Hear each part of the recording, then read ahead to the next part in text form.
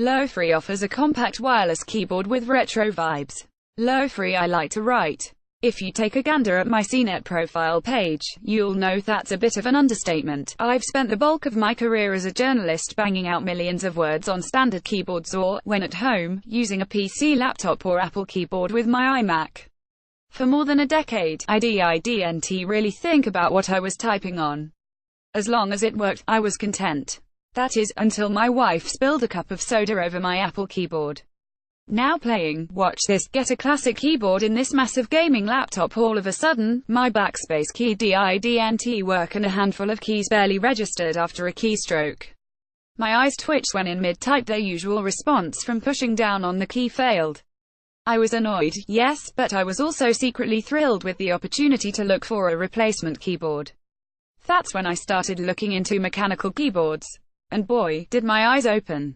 Unlike typical keyboards, which have softer membrane switches, mechanical keyboards offer individual keys and mechanical switches, which govern the level of feedback, pressure required and sound they make. They've long been popular with gamers and, increasingly, writers, because of the tactile feedback, customization options and special features such as backlighting and advanced media controls. Also important, the good ones don't come cheap.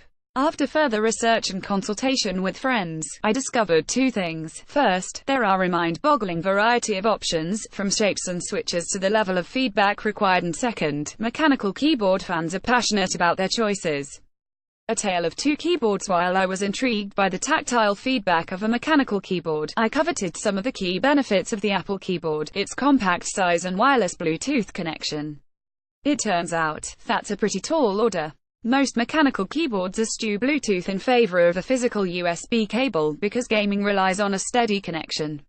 The candidate that fit most of my requirements, and featured a snazzy retro look to boot, was the Lo-Free Four Seasons keyboard. A colleague, CNET editor Xiomara Bianco, warned that the original Lo-Free mechanical keyboard's unique design made for an awkward typing experience. But Lo-Free claimed its second version, which made a few minor tweaks like enlarging a few keys, made for a smoother transition. The switches remained the same. To immerse myself in the mechanical keyboard world, I dug up an older keyboard from DAS, one of the most well-known and respected names in gaming keyboards, and turned it into my primary driver at work.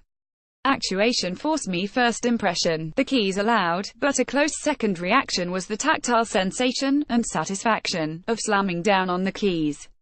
Having spent years on traditional shallow keyboards, it felt like extra work to push mechanical keys all the way down a term known as actuation force. But after just a few minutes, my fingers were flying and the keys were singing. Both offered a nice nostalgia trip, bringing me back to my junior high school days when I fooled around with a bulky keyboard connected to my first computer. There was a wide gap between the experience with the Lo-Free keyboard and the DAS.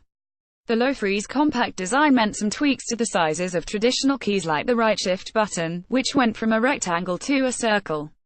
Other minor tweaks like the size of the keys resulted in me constantly having to look down to make sure I was hitting the right keys.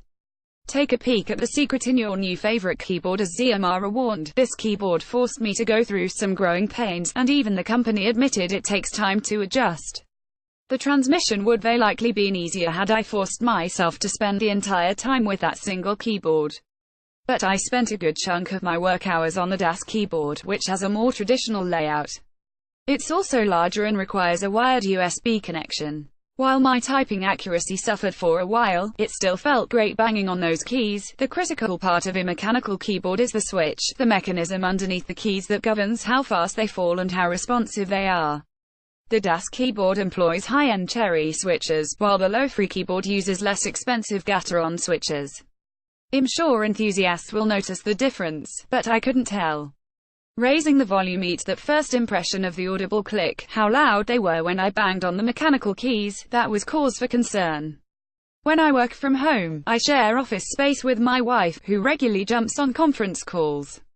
I found myself slowing my typing and minimizing how much time I spent on the keyboard for fear of disturbing her call.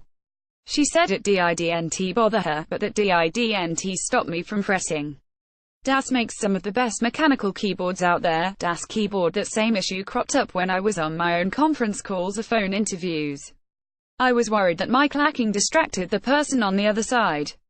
The noise occasionally obscured the other person's words, and I found myself going on mute a lot more frequently. But you know what, it's totally worth it. The tactile sensation of pressing down on the mechanical keys, and feeling the switches work is supremely satisfying. There's a noticeable drop in energy and enthusiasm when I have to go back to my MacBook Air keyboard.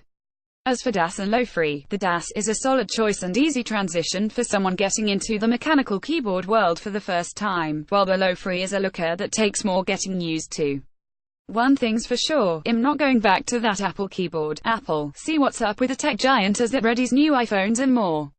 Does the Mac still matter? Apple execs explain why the MacBook Pro was over 4 years in the making, and why we should care.